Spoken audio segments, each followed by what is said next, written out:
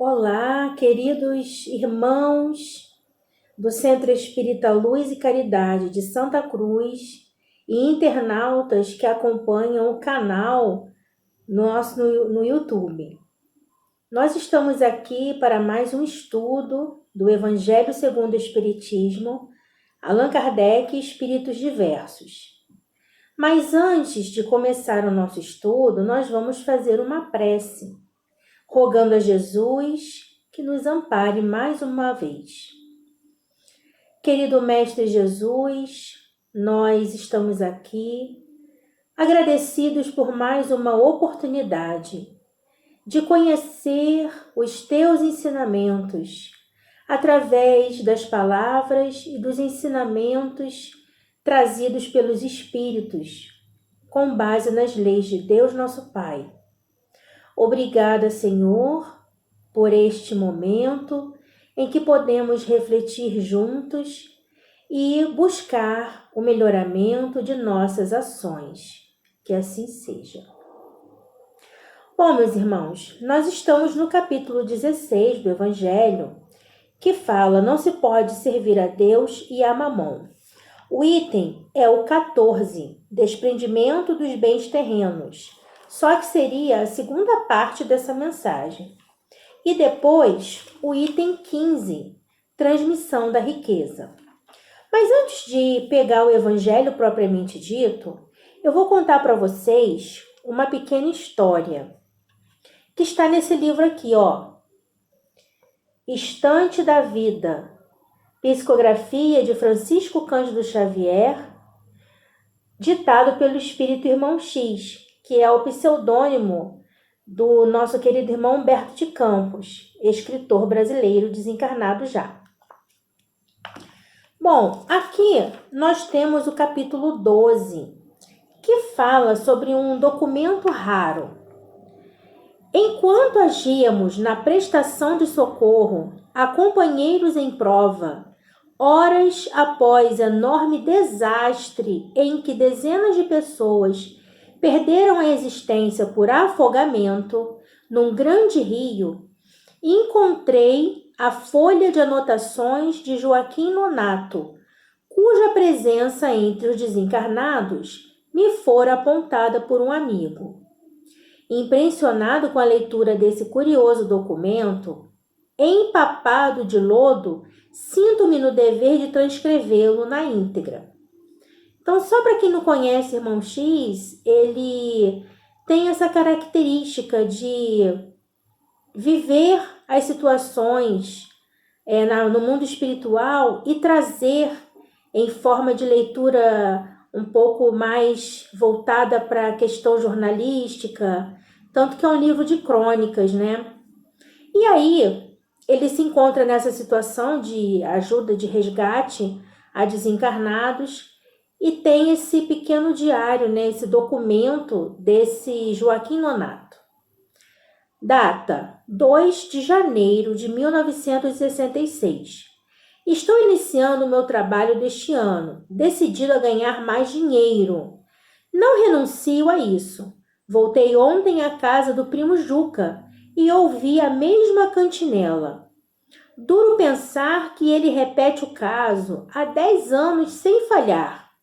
Coitado, homem bom, mas crédulo demais. Escutou no grupo de espíritas que frequenta algum velhaco interessado em surrupiar-me dinheiro e afirma que só a caridade poderá remover a provação que me espera. Contou-me o pobre Juca que ele mesmo, numa visão, me enxergou em vida passada na condição de malfeitor, afogando um viajante alta da noite para roubar-lhe grande fortuna. E acrescentou que o médium da confiança dele confirma isso. Mas não é só. Puseram o nome da minha mãe, morta há 30 anos, nessa história engraçada. Diz o médium que a velha me mandou pedir auxiliar os outros, amparar os necessitados e beneficiar o próximo, tomando a caridade por patrona de minha defesa. assim como alguém que se encontra complicado em assuntos com a justiça, contrata o apoio de um advogado. Minha mãe teria dado comunicações rogando para que eu distribua pelo menos a quinta parte do meu dinheiro em boas obras, de modo a evitar grande parte dos meus sofrimentos futuros.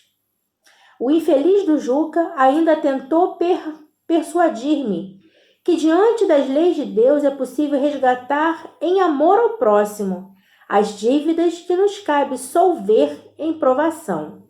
Boa bola, meu dinheiro é o que eles querem. Coitado do Juca, esse caso de avisos é simplesmente o resultado de conversa minha. Há 11 anos, sonhei que estava tirando um homem nas águas de um rio, depois de havê-lo espancado para furtar-lhe a bolsa. Acordei suando frio. Fiz a bobagem de contar isso na loja de Ascânio, em Bom Sucesso, numa roda de amigos, e com certeza os espíritas tomaram conhecimento da minha imprudência. E agora me cercam no intuito de me extorquir em dinheiro. Então, estão muito enganados. Não darei um tostão a ninguém. Quem gosta de fantasma é criança. O bobo do meu primo ainda me veio explicar que há muita gente sofrendo por aí e que devo ajudar. Essa é boa. Não sou o dono do mundo. 4 de fevereiro de 1966. Executei a viúva Soares. Executar, nesse caso, meus amigos, é promover a execução de uma sentença judicial ou de documento de dívida que torne legítima a ação executiva. Executei a viúva Soares e recebi os 2 milhões que ela teimava em não pagar, alegando as dificuldades em que ficou depois da morte do marido. Chorou, chorou, mas caiu com os cobres. Quando vendi ao casal o lote 16, o homem não me falou que era doente e, afinal, eu não mando na morte. 15 de março de 1966. Queixei-me à polícia do velho Cirino Arão, velho atrevido. Além do débito de 1.500.000 em que está atrasado comigo, desde 4 dias, ainda me insultou, chamando-me pão duro. Mas isso não fica assim, não. Ele será chamado às falas e resolverá o problema. Não perdoarei um vintém. 16 de abril de 1966. Juca telefonou-me, aconselhando para que me lembre da mensagem e visite, em companhia dele, uma casa de órfãos. Simples armadilha. Neguei-me. Não quero encontrar espertalhões. Tenho mais o que fazer. Disse-lhe claramente que preciso ir hoje a Nova Iguaçu, receber os 2 milhões restantes dos 6 lotes que vendi no mês passado. 10 de maio de 1966. Executei a lavadeira Ernestina em 800.000 cruzeiros. Lastimava-se de que não poderia pagar agora as prestações do terreno que me comprou, porque os 4 filhos adoeceram ao mesmo tempo. Essa gente é uma fábula. Na hora de comprar é promessa, no pagamento é choradeira. 2 de junho de 1966. Fui pessoalmente à cobrança dos 6 milhões que diversos clientes me devem. Desde janeiro, todos pagarão ou acertarão contas com a justiça. 10 de julho de 1966. Recebi hoje 4 geladeiras e 2 máquinas de costura para abater débitos atrasados. Tudo em bom estado. Creio que farei 1.200.000 à vista com esse material. 11 de agosto de 1966. Juca voltou a procurar-me para falar de reencarnações passadas e de beneficência para melhorar a vida. Hoje não aguentei. Ri na cara dele.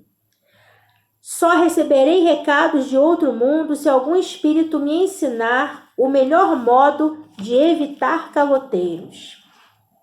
14 de setembro de 1966. Executei João Serra em 900 mil. Sempre a mesma história. Doença e doença. Nada tenho com isso. 20 de outubro de 1966. Telefonema de Juca. Quer visitar-me com o médium dos avisos e das caridades. Respondi que não posso recebê-los agora, por estar comprometido numa viagem a São Paulo. Já sei o que procuro. 10 de novembro de 1966. Tenho estudado com o meu procurador a melhor maneira de forçar meus devedores ao pagamento dos terrenos que vendi sem maiores garantias. Começarei meus negócios no ano próximo, com nova orientação. Tenho sido idiota. Perco os melhores lucros por excesso de tolerância. Obrigação de quem deve é pagar. 29 de dezembro de 1966. Apesar da luta, suponho que poderei seguir no mês próximo para São Paulo, a fim de colocar algum dinheiro a juros mais altos com amigos industriais. Juca me procurou 4 vezes, nas vésperas do Natal, dizendo à empregada que era portador de recados de minha mãe. Já sei, queria dinheiro para donativos a desocupados e vagabundos. Nada disso. O que é meu, é meu. Aqui terminavam as anotações que li comovidamente. Em seguida, mergulhamos na corrente espessa do rio em assombrosa cheia. Preso ao barco viscoso do fundo estava o cadáver disforme de Joaquim Nonato. E, a poucos metros, vimos a pasta dele, começando a perder irremediavelmente na lama o valioso conteúdo de 22 milhões. Bom, meus amigos, escolhi essa história para ilustrar um pouco o que vamos estudar no Evangelho. O espírito Jean-Baptiste Henri Lacordaire foi vigário da famosa Catedral de Notre-Dame, em Paris. Nasceu em 12 de maio de 1802. Após 6 anos de sua desencarnação, Allan Kardec publicou um artigo dele na Revista Espírita. E esse espírito, Lacordaire, assina essa mensagem de número 14, item 14 do capítulo 16. Assina em Constantina em 1863. E a segunda parte da mensagem fala exatamente sobre essa questão dos bens, do apego, aos bens. Infelizmente, sempre há no homem que possui bens de fortuna um sentimento tão forte quanto o apego aos mesmos bens. É o orgulho. Não raro vê-se o arrivista a atordoar com a narrativa de seus trabalhos e de suas habilidades, o desgraçado que lhe pede assistência em vez de acudi-lo e acaba dizendo: faça o que eu fiz. A revista é oportunista, um ambicioso, ganancioso, cobiçoso. Então foi o que a gente acabou de ver aqui com a história de Joaquim Nonato. Ele que queria ficar rico a qualquer custo. Ele que queria sempre emprestar dinheiro a juros. Vender terrenos sem escrúpulos de cobrar acima do que era justo. E colocar na justiça, as pessoas que o deviam sem escutar o que elas tinham para dizer, sem ouvir as suas explicações e problemáticas. E vejam que ele não dava ouvidos ao primo Juca, que era espírita e recebia recados através dos médiuns da casa, inclusive da própria mãe do Joaquim Nonato. Então, meus irmãos, é exatamente isso que o espírito Lacordaire está falando. Joaquim era realmente envolvido em grande orgulho e a ganância de querer ser rico. E ele fazia e passava por cima de tudo. Não queria dividir, né, os seus bens, não queria dar nem a quinta parte do que ele tinha em obras de caridade. Não era nem o óbolo da viúva que a mãe dele estava falando, ela estava falando da quinta parte do que ele tinha. Ele também não queria fazer isso, né? E aí Lacordaire continua: segundo seu modo de ver, a bondade de Deus não entra por coisa alguma na obtenção da riqueza que conseguiu acumular. Pertence-lhe a ele exclusivamente o mérito de a possuir. Quer dizer, o orgulhoso, ele acha que o que ele ganhou é mérito dele somente. Deus não tem nada a ver com isso. Deus não foi quem providenciou aquela quantia, aquela soma em dinheiro, para que ele pudesse ter o seu meio de subsistência e também pudesse ajudar aqueles que viessem procurá-lo. O orgulhoso pensa assim. Joaquim também, tanto que ele chama as pessoas necessitadas, né, órfãos, de vagabundos, né, de aproveitadores. Lacordaire continua: o orgulho lhe põe sobre os olhos uma venda e lhe tapa os ouvidos. Apesar de toda a sua inteligência e de toda a sua aptidão, não compreende que uma só palavra Deus o pode lançar por terra. Então os avisos foram dados. Ele já tinha um comprometimento com a cobiça, com o apego aos bens materiais de outra vida. Ele mesmo já tinha sonhado que havia furtado, né, assaltado uma pessoa e tinha colocado essa pessoa no rio e essa pessoa desencarnou afogada. Ele mesmo já tinha sonhado com isso. Então ele achou que ele contou num lugar, né, no bar do Ascânio, e isso chegou aos ouvidos dos espíritas e eles estavam se valendo disso. Então ele não acreditou na veracidade da fala dos médiuns, né, e do primo Juca. Então ele achou que isso havia chegado aos ouvidos dele. Dos espíritas estavam se utilizando para que ele pudesse liberar o seu dinheiro. Ele achava que era liberação do dinheiro, mas não um trabalho de caridade em si. E aí, né, Deus pode lançar por terra, porque realmente nem o corpo que nós espíritos habitamos é nosso, é um empréstimo de Deus. O corpo é um empréstimo de Deus e tudo que nos cerca é um empréstimo de Deus, porque nós espíritos precisamos dessa vida material, da encarnação, para podermos progredir. Porque com a limitação do corpo, com a limitação da matéria, a gente precisa fazer um esforço maior para poder entrar em equilíbrio, para poder estar ajustado, saber utilizar sem se apegar. Então, Deus pode tirar isso tudo de nós de uma hora para outra, né? Assim também como Deus pode providenciar que uma pessoa menos desvalida, uma pessoa que não tenha recursos, possa ganhar algo de uma hora para outra. Mas nós precisamos estar sempre atentos a esse empréstimo de Deus, né? Lacordaire continua: esbanjar a riqueza não é demonstrar desprendimento dos bens terrenos. É o descaso e indiferença.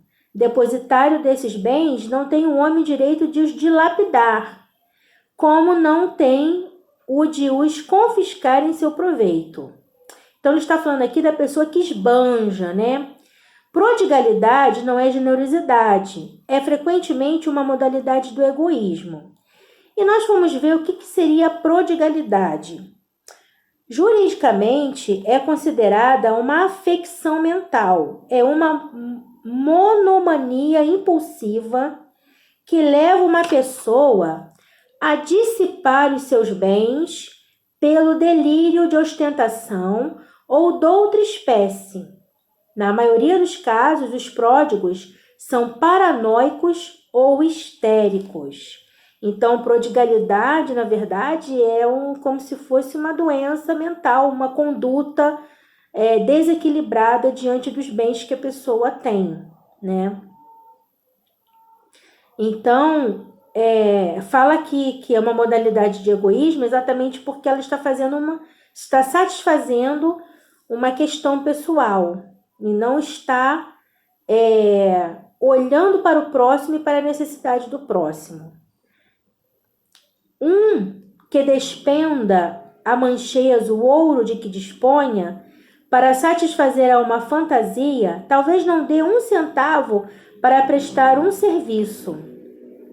Ou seja, né, talvez ele não pague alguém para lhe prestar um serviço e essa pessoa merecer aquele dinheiro por um bem que foi em troca, né, que foi feito a ele, né?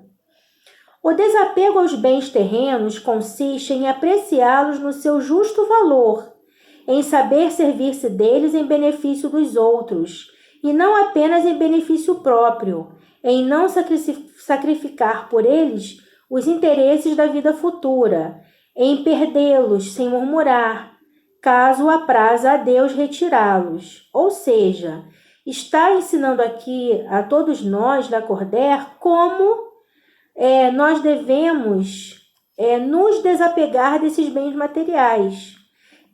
Porque nós ainda precisamos da matéria para podermos sobreviver de alguma forma. Mas o que seria esse desapego? Né? Saber utilizar, usufruir e saber compartilhar. Se por efeito de imprevistos reveses vos tornardes qual Jó, dizei como ele: Senhor, tu mos havia dado e mos tiraste. Faça-se a tua vontade. Né? Porque Jó ele era muito rico, tinha saúde, tinha esposa, tinha tudo. E aí ele foi perdendo ao longo do tempo tudo isso, até mesmo a saúde. Ele perdeu tudo, toda a sua riqueza, perdeu a família. E ele, mesmo assim, ele manteve a sua fé. Eis aí o verdadeiro desprendimento. Sede antes de tudo submissos a Deus, né? Confiai naquele que, tendo-vos dado e tirado, pode novamente restituir-vos o que vos tirou. Resisti animosos ao abatimento, ao desespero que vos paralisam as forças. Quer dizer, quando a gente está numa situação confortável, de repente vem uma situação desfavorável que tira o nosso equilíbrio, a nossa paz, né? Que a gente não tem condições mesmo materiais, emocionais de prosseguir, a gente tem que resistir de maneira ainda animada em relação à nossa fé. Quando Deus vos desferir um golpe, não esqueçais nunca que ao lado da mais rude prova coloca sempre uma consolação. Por quê? Não é porque Deus escolheu determinada pessoa para desferir um golpe. Não é isso, ele não está fazendo isso injustamente.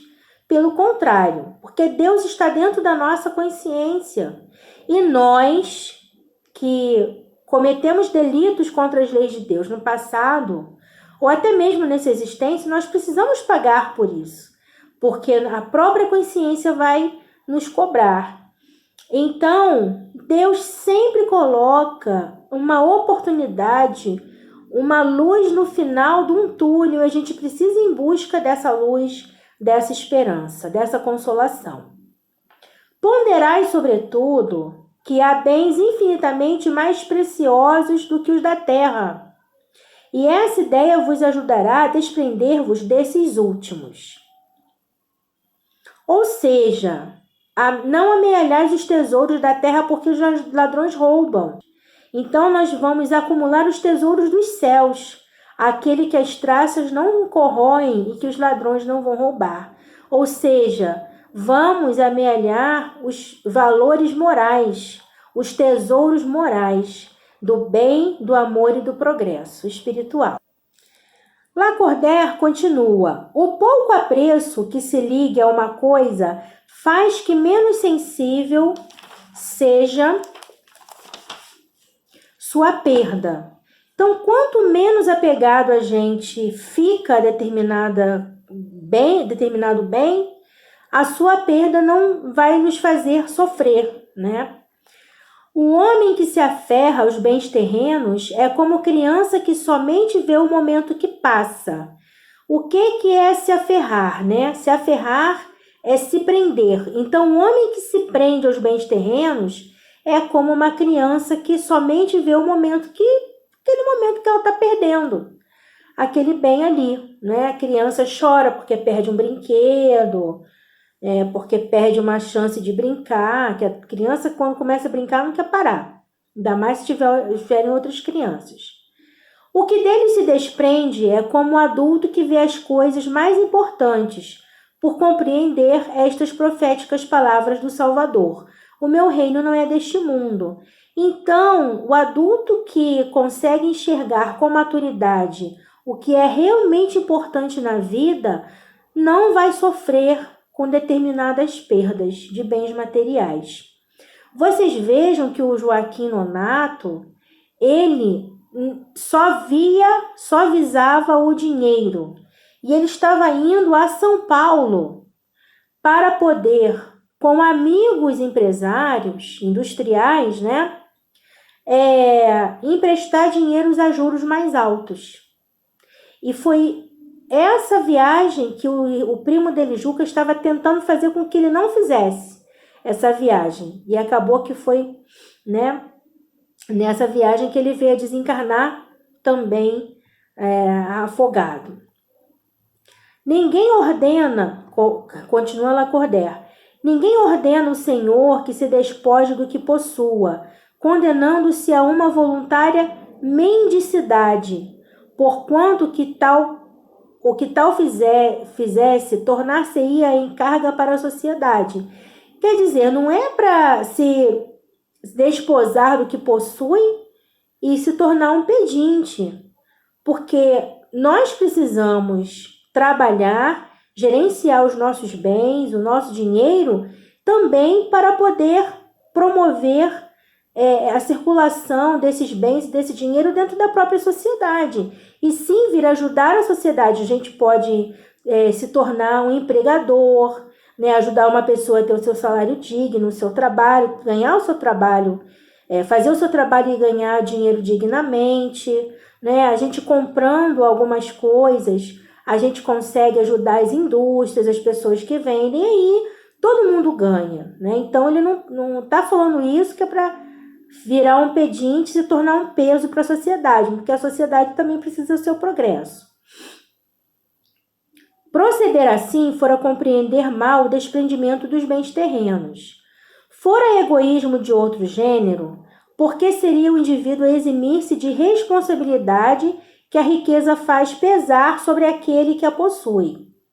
Deus a concede a quem bem lhe parece, a fim de que a administre em proveito de todos, porque a riqueza é uma prova, assim como a pobreza é uma prova. Mas quem vive na pobreza, né, e consegue administrar isso, consegue ter noção dessas privações, consegue até passar melhor do que a pessoa que é muito, muito rica, esbanja e não ajuda quem precisa.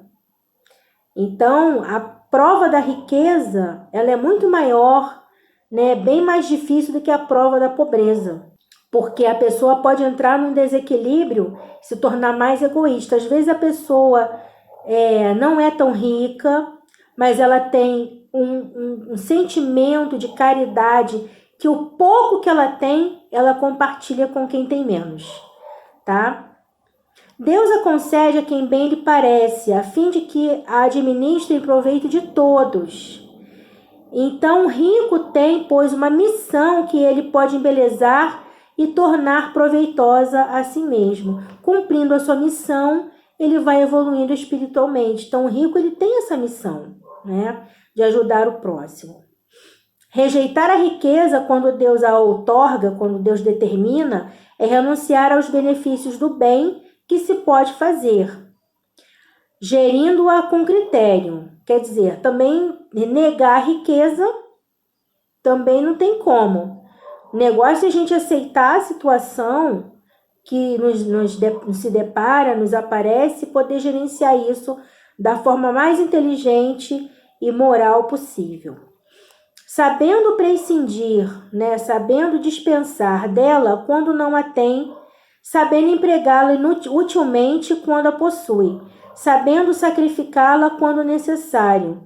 Procede a criatura de acordo com os desígnios do Senhor, quer dizer, vivendo com equilíbrio, sabendo dosar o uso dessa riqueza e a distribuição dessa riqueza, né, sabendo utilizar da forma correta, está fazendo o cumprimento do desígnio de Deus. Diga, pois, aquele que a cujas mãos venha o que no mundo se chama uma boa fortuna: meu Deus, tu me destinaste um novo encargo, dá-me a força de desempenhá-lo segundo a tua santa vontade. Então, às vezes, realmente a pessoa ela recebe um montante de valor, de dinheiro, até mesmo de poder, e ela não sabe aí o que fazer, então ela procura ajuda em Deus para que ela possa ser muito bem direcionada e não caia em erro e os seus valores morais sejam prejudicados.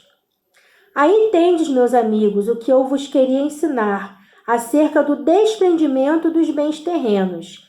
Resumirei o que expus dizendo: sabei contentar-vos com pouco. Se sois pobres, não invejes os ricos, porquanto a riqueza não é necessária à felicidade. Se sois ricos, não esqueçais que os bens de que dispondes apenas vos estão confiados e que tendes de justificar o emprego que lhes derdes, como se prestasseis contas de uma tutela. Quer dizer, a gente vai ter que prestar contas, sim, desse dinheiro que nos foi confiado. Não sejais depositário infiel, utilizando-os unicamente em satisfação do vosso orgulho e da vossa sensualidade. Quer dizer, não é para satisfação pessoal. Não pode ser. Não vos julgueis com dinheiro, com o direito de dispor em vosso exclusivo proveito aquilo que recebestes, não por doação, mas simplesmente como empréstimo. É um empréstimo, precisamos dar conta do que recebemos de Deus. Se não sabeis restituir, não tendes o direito de pedir. Se você não sabe devolver esse empréstimo tão melhor quanto recebeu, e não soube distribuir quando foi importante e necessário distribuir para quem precisava realmente, não vai ter o direito de pedir. Lembrai-vos de que aquele que dá aos pobres salda a dívida que contraiu com Deus, que foi exatamente isso que a mãe do Joaquim Nonato estava tentando falar para ele, que se ele distribuísse aos órfãos, né, na obra da caridade, 1/5 do que ele estava ganhando, ele já estava tendo para si, resguardando um futuro melhor, um futuro espiritual melhor. Mas ele não ouviu. Aqui termina o item 14, tá? E no item 15 nós temos transmissão da riqueza. É uma pergunta que Kardec faz e quem responde é São Luís, Espírito São Luís, em Paris de 1860. Kardec pergunta: o princípio segundo o qual ele é apenas depositário da fortuna de que Deus lhe permite gozar durante a vida, tira ao homem o direito de transmiti-la aos seus descendentes? Aí São Luís responde: o homem pode perfeitamente transmitir por sua morte aquilo de que gozou durante a vida, porque o efeito desse direito está subordinado sempre à vontade de Deus, que pode, quando quiser, impedir que aqueles descendentes gozem do que lhes foi transmitido. Quer dizer, Deus pode permitir e pode impedir que os descendentes gozem dessa riqueza que lhes foi herdada. Não é outra razão porque desmoronam fortunas que parecem solidamente constituídas. É, pois, impotente a vontade do homem para conservar nas mãos da sua descendência a fortuna que possua. Isso, entretanto, não o priva do direito de transmitir o empréstimo que recebeu de Deus, uma vez que Deus pode retirá-lo quando julgue oportuno. Então, aqui, lendo isso daqui, né, e pensando nesse estudo, a gente vê que Deus dá esse empréstimo para algumas pessoas, para que elas possam fazer bom uso. No caso da desencarnação dessa pessoa, ela pode transmitir isso para os seus herdeiros. Se eles não souberem usar bem, Deus pode retirar isso deles, né? Então, esse bem material é transferível. O que não é transferível, o que é intransferível, e uma vez conquistado, são os bens espirituais, são os valores morais. Uma vez conquistado uma virtude, no caso aqui a gente está falando do orgulho, a humildade sendo conquistada, ela não é mais retirada da pessoa. Por mais que eu ame o meu ente querido e eu vejo que ele é orgulhoso, eu não posso transferir para ele o pouco da humildade que eu já conquistei. Então vejam como a justiça divina é realmente perfeita, tá? Meus queridos irmãos, chegamos ao final desse estudo. Esperamos que tenhamos atingido um pouco do objetivo do estudo, que vocês tenham gostado da lição de Irmão X. Fica a dica do livro, tá? Estante da Vida, tem muito mais crônicas aqui para vocês. Psicografia de Chico Xavier, pelo Irmão X. E agora nós vamos agradecer a esta lição muito oportuna nos dias de hoje, em que países inteiros ainda vivem na miséria e países inteiros ainda vivem na riqueza, na opulência, né? Obrigada, Jesus. Obrigada, Kardec. Espírito Lacordaire, Espírito São Luís, pelas lições que acabamos de estudar do Evangelho, e ao Espírito Irmão X, pela lição que também tivemos no livro Estante da Vida. Que todo este conhecimento possa servir para o nosso dia a dia, que possamos refletir profundamente em nossas ações e buscar o melhoramento de nós mesmos, para que possamos principalmente olhar para o nosso próximo com mais amor e caridade. Muito obrigada por esta oportunidade bendita. Que assim seja. Até a próxima.